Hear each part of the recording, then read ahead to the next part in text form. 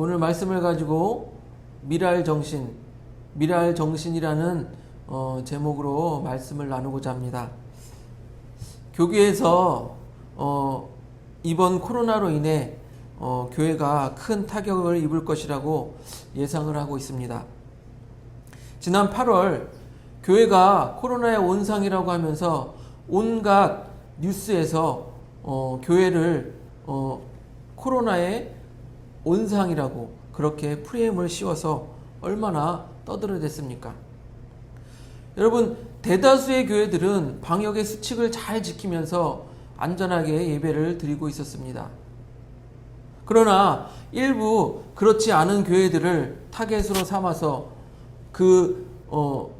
일부 교회들을 마치 전체 교회가 그렇게 코로나에 대해서 무감각한 것이냐, 아니면 코로나를 방치하는 것이냐, 그렇게 프레임을 씌웠습니다. 그래서 교회들은 큰 이미지에 손상을 입었죠.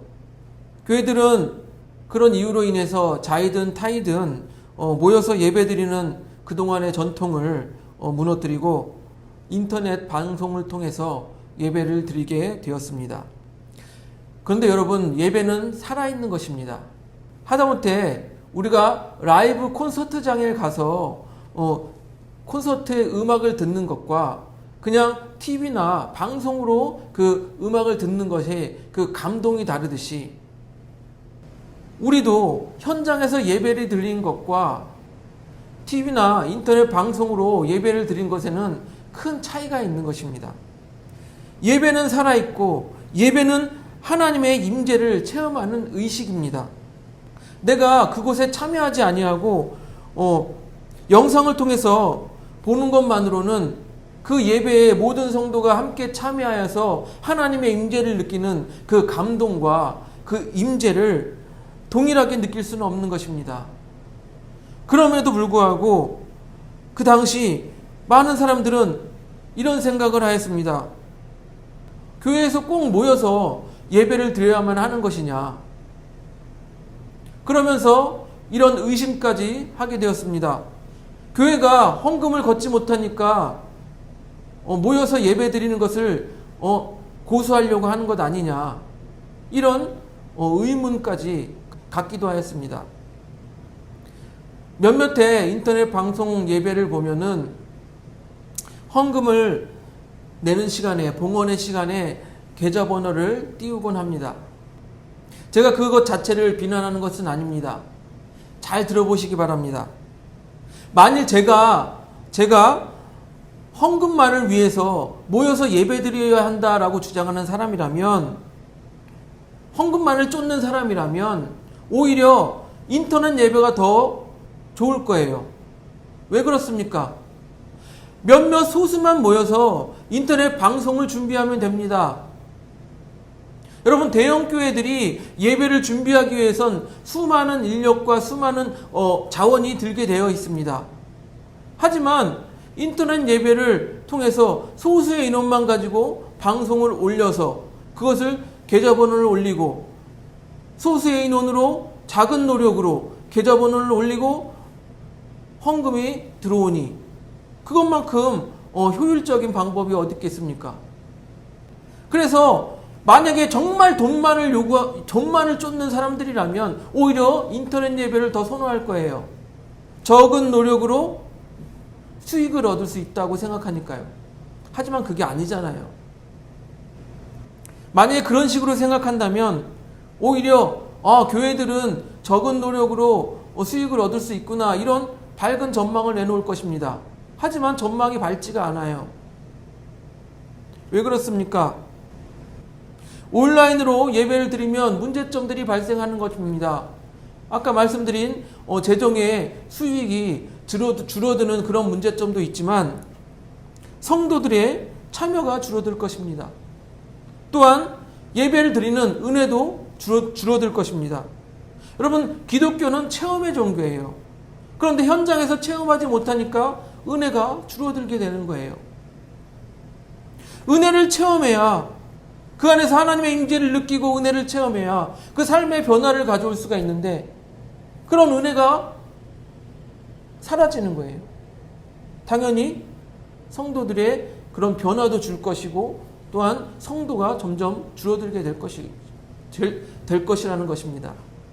실제로 온라인 예배를 드리다가 다시 오프라인 예배, 모여서 예배를 드리게 되었던 교회들이 실제로 출석률이 많이 줄었다고 합니다.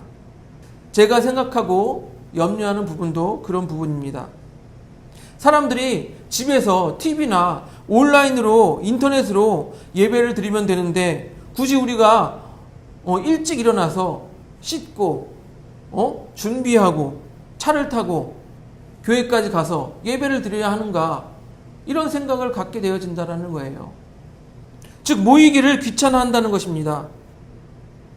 그래서 히브리서 기자는 히브리서 10장 25절에 이런 말씀을 남겼습니다. 모이기를 폐하는 어떤 사람들의 습관과 같이 하지 말고 오직 권하여 그날이 가까이 오음을 볼수록 더욱 그리하자. 더욱 모이라고 권고하고 있는 거예요. 여러분, 믿음이 있는 사람들은 어떠한 상황이라도 믿음이 있는 사람들은 모여서 예배드리는 것을 좋아하게 될 거예요. 더 모이기를 원할 거예요. 하지만 아직 굳건한 믿음을 갖지 못한 분들은 쉽게 편하게 예배드릴 수 있는데 왜 굳이 그렇게 교회에 모여서 예배를 드려야 해? 이런 생각을 가질 수 있다는 것입니다. 즉 편안한 것에 빠져들 수 있다는 거예요. 이제는 그렇게 그 일들이 반복되다 보면은 이 편안함을 추구하는 것이 곧 습관이 되어버릴 수 있다는 것입니다. 여러분, 편안함에 빠져들면 쉽게 사람이 불편함을 감수할 만한 그런 용기가 생겨나질 않습니다. 그래서 교회에 나와서 헌신하던 사람들이 교회에 나가지 않고 교회에서 어떠한 일도 아무 일도 하지 않아도 된다는 그런 편안함 가운데 쉽게 빠져들 수 있다는 것입니다. 여러분, 코로나 이전의 상황에도 교회는 성장이 정체되었다라고, 오히려 마이너스 성장을 하고 있다라고 사람들이 이야기를 해왔습니다. 그런데 이번 코로나로 인해서 더욱 큰 타격을 입게 된 거예요. 작은 교회들이 줄줄이 문을 닫게 될 것이고, 또 교회 성장이 이제 마이너스 되는 것이 더욱 가속화될 것이라는 것입니다. 이런 시기에 우리들에게 필요한 것이 바로 이 하늘의 미랄 정신이라고 생각되어집니다. 우리 요한복음 12장 20절을 보겠습니다. 요한복음 12장 20절. 내가 진실로 진실로 너희에게 이르노니 한 알의 밀이 땅에 떨어져 죽지 아니하면 한 알 그대로 있고 죽으면 많은 열매를 맺느니라. 예수님께서는요, 당시의 사람들이 쉽게 이해할 수 있는 자연 현상을 가지고 그렇게 설명을 해 주십니다. 한 알의 밀이 땅에 떨어집니다. 그러면 그 밀이 땅에서 썩어져서 씨앗이 싹을 맺고, 싹을 맺은 게 자라나서 또 많은 열매를 맺을 수 있다는 것입니다. 그러나 그 씨앗이 죽지 않으면 어떻게 됩니까? 썩어지지 않으면 아무 열매도 맺을 수 없다는 것입니다. 이 예화는요, 1차적으로 예수님의 십자가를 두고 하는 예화입니다. 예수님께서 직접 하늘의 미랄이 되셔서 십자가의 죽으심으로 이 땅에 풍성한 구원의 열매들을 이루게 된다는 것입니다. 그렇지만 예수님이 십자가에 죽지 않았다면 그 열매를 맺을 수 없게 되었던 것이죠. 이런 것을 뒤로하고 주님의 말씀을 우리 교회에 적용해 보면, 우리 교회에 적용해 보면 이렇습니다. 내가 하늘의 미랄이 되어서 죽지 않으면 교회 공동체가 열매를 맺을 수 없다, 성장할 수 없다라고 생각해 볼 수 있는 것입니다. 앞에서 말씀드린 것 같이 우리는 코로나 시대를 살아가고 있습니다. 그리고 사람들은 점점 모이기를 꺼려하고 편안한 것을 추구하는 시대가 되었습니다. 너도 나도 모두 편한 것만을 추구하는 시대가 되었다는 것입니다. 그러니 교회 공동체 안에서 썩어지고 죽어지는 한 알의 밀알이 되려고 하는, 썩어지고 죽어지는 한 알의 밀알이 되려고 하는 사람이 점점 사라지고 이제는 찾아볼 수 없게 되었다라는 것이에요. 그렇게 되면 어떻게 됩니까? 앞으로 교회의 미래도, 앞으로의 교회의 전망도 밝지 않은 것이죠. 이것은 교회의 운명만이 아닙니다. 요한복음 12장 25절을 보면, 요한복음 12장 25절, 자기의 생명을 사랑하는 자는 잃어버릴 것이요 이 세상에서 자기의 생명을 미워하는 자는 영생하도록 보존하리라. 자기 자신만 편하면 되겠지 하는 사람은 잃어버리게 된다는 것이에요. 자기의 신앙도 잃어버리고 또한 자기 교회 공동체도 잃어버리게 된다는 것이에요. 결국 자기 자신만 편하면 되겠지 이렇게 생각하는 사람은 신앙생활을 하면서 그렇게 원하고 추구했던 영생을 얻는 일, 그 영생마저도 잃어버리게 되는 것입니다. 그러나 나만 편하면 되지, 내가 편하면 되지 하는 이런 생각을 버리고 내가 썩어져야지, 내가 하나의 밀알이 되어서 죽어야지, 이런 마음을 가지고 주의 일을 위하여 헌신하는 사람은 영생하도록 보존할 것이다 라고 말하고 있는 것이에요. 즉 영생을 얻을 것이라고 말하고 있는 것입니다. 여러분, 우리가 예수님을 영접하고 예수님을 따르겠다고 결심하고 나서 편안하게 신앙생활 해야지 이렇게 생각하는 것 자체가 잘못된 생각이에요. 예수님을 믿겠다고 한다면, 예수님을 따르겠다고 하면 편하게 신앙생활 할 생각을 아예 버려야 한다는 것이에요. 우리가 예수님을 따르겠다고 하면 예수님처럼 하나의 밀알이 되어서 썩어질 각오를 하고 그렇게 신앙생활을 해야 하는 것입니다. 요한복음 12장 26절을 보면요, 요한복음 12장 26절, 사람이 나를 섬기려면 나를 따르라. 나 있는 곳에 나를 섬기는 자도 거기 있으리니 사람이 나를 섬기면 내 아버지께서 그를 귀히 여기시리라. 예, 그렇습니다. 예수님을 따르려면, 예수님을 섬기려면 예수님을 따라가야 하는 거예요. 예수님을 섬기려는 사람은 예수님이 계신 곳에 거기에 있어야 한다라고 말하고 있는 것입니다. 그런데 예수님이 계신 곳이 어디입니까? 예수님은 고난의 자리에 있었습니다. 십자가의 고난의 자리에 있었습니다. 그러면 예수님을 섬기려는 자도, 예수님을 따르려는 자도 예수님의 십자가 자리, 예수님의 고난의 자리, 그곳에 함께 있어야 한다는 거예요. 그러니 마태복음 16장 24절에 이렇게 말씀하고 있는 것입니다. 이에 예수께서 제자들에게 이르시되 누구든지 나를 따라오려거든 자기를 부인하고 자기 십자가를 지고 나를 따를 것이니라. 예. 예수님을 섬기려고 하면, 예수님을 따르려고 하면 자기 십자가를 지고 예수님이 계셨던 그곳까지 가야 한다는 것입니다. 그렇게 우리는 한 알의 밀알이 되어서 죽어져야 많은 열매를 맺을 수 있는 것입니다. 우리가 이 이야기를 더 깊이 이해하기 위하여서 한 알의 밀알의 예화가, 이 예화가 나오게 된 배경을 한번 보길 원합니다.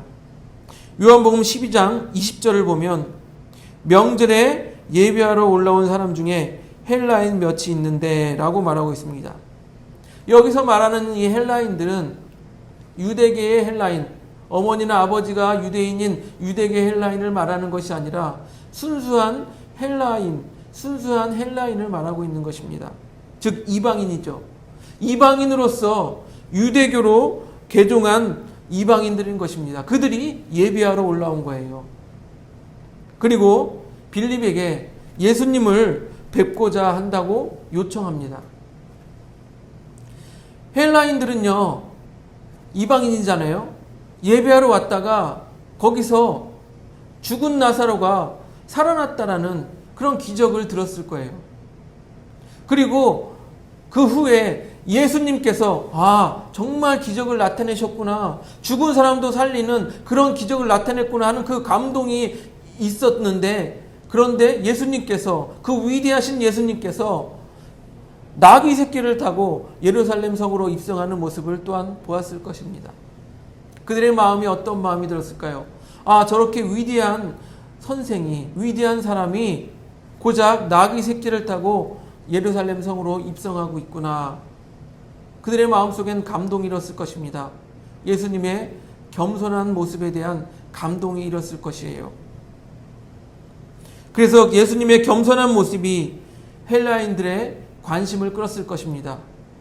그래서 헬라인들이 빌립을 통하여 예수님을 뵙고자 한 것이에요.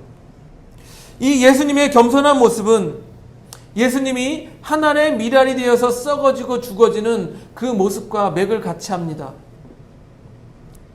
또한 헬라인들이 예수님에 대해서 관심을 가지고 복음을 듣는 것은 곧 구원이 온 세계에 풍성히 열매 맺게 되는 그것과 맥을 같이 하게 되는 것입니다. 그렇기 때문에 예수님께서도 이전에는 내 때가 아직 이르지 아니하였노라 라고 이렇게 말씀을 하셨지만, 오늘은 다르게 요한복음 12장 23절에 이렇게 말씀하십니다. 예수께서 대답하여 이르시되 인자가 영광을 얻을 때가 왔도다 라고 말씀하시는 거예요. 곧 풍성히 열매 맺을 때가 왔다라는 거예요. 어떻게 해요? 예수님 자신이 하늘의 미랄이 되어서 썩어짐으로 말미암아, 죽어짐으로 말미암아 풍성히 열매 맺을 때가 왔다라는 거예요.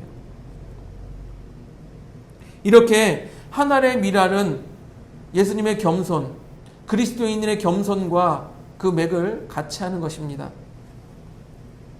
사랑하는 성도 여러분, 지금 우리는 참으로 혼란스럽고 또 교회가 핍박받는 그러한 시대를 살고 있습니다.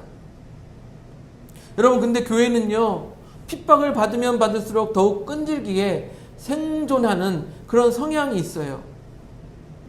하지만 코로나 시대는 우리에게 이렇게 말합니다. 예배 드려. 그래, 니네 예배 드려. 대신에 집에서 편안하게 인터넷으로 예배 드려. 이렇게 말하고 있는 거예요. 마치 스크류테이프의 편지에서 노회한 악마 스크류테이프가 자신보다 낮은 하급 악마에게 충고하는 장면이 연상이 되어집니다. 그는 이렇게 말합니다. 하급 악마에게 이렇게 충고합니다. 하여튼 행동으로 옮기는 것만 아니라면 무슨 짓이라도 하게 두어라. 상상과 감정이 아무리 경건해도 의지와 연결되지 않는 한 해로울 것이 없다. 중간 생략하고요. 느끼기만 하고 행동하지 않는 경우가 많아질수록 점점 더 행동할 수 없게 될 뿐만 아니라 결국에는 느낄 수도 없게 되지. 그렇습니다. 이 노련한 악마는 그리스도인들에게 그래, 가만히 앉아서 머릿속으로 경건한 생각만 하게 해. 그리고 행동할 수 없게 해. 즉, 행동하지 않으면 그 경건하려고 하는 그 생각과 느낌마저도 사라져 간다는 거예요. 그걸 악마는 알고 있다는 겁니다. TV와 인터넷 예배를 드리는 우리가 경계해야 할 이야기입니다. 점점 편안한 신앙을 추구하다가 행동하는 신앙을 잃어버리게 되는 거예요. 그러다 결국 뭐라고 말씀하십니까? 결국 생명을 잃어버리게 되는 것입니다. 우리 그리스도인들이 가졌던 영생을 향한 그 생명마저도 잃어버리게 되는 것입니다. 하늘의 미랄 정신을 회복할 때가 된 것입니다.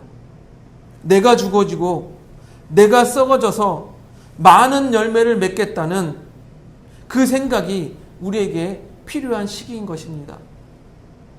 내가 헌신하고 내가 봉사하여서 교회 공동체가 부흥되기를 바라는 그런 마음이 우리에게 필요한 시기인 것입니다. 하늘의 미랄 정신으로 이 코로나 시대를 극복해 나아가는 우리 그사랑교회 성도님들이 되시기를 주님의 이름으로 축복드립니다.